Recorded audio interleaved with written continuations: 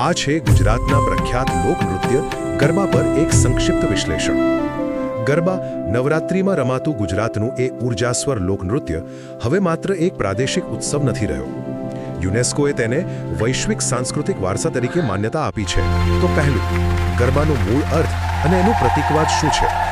ગરબા શબ્દ સંસ્કૃતના ગર્ભ પરથી આવ્યો છે, જે જીવન અને સર્જનનું પ્રતીક છે.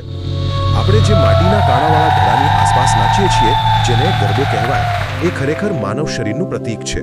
અને એની અંદર જે દીવો બળે છે, એ છે આપણી શાશ્વત આત્મા. આખું ગોળાકાર નૃત્ય જીવન, મૃત્યુ અને પુનર્જન્મના ચક્રને દર્શાવે છે, જેમાં કેન્દ્રમાં રહેલી દેવીની શક્તિ જ સ્થિર છે.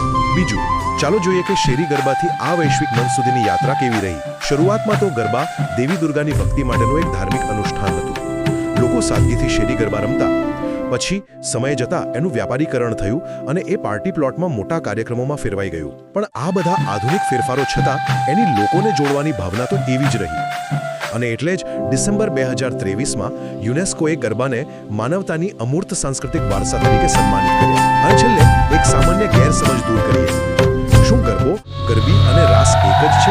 ના, એમાં થોડો ફેર છે. ગરબો મુખ્યત્વે સ્ત્રીઓ તાળીઓના તાલે રમે છે અને એમાં માતૃશક્તિની આરાધના હોય છે.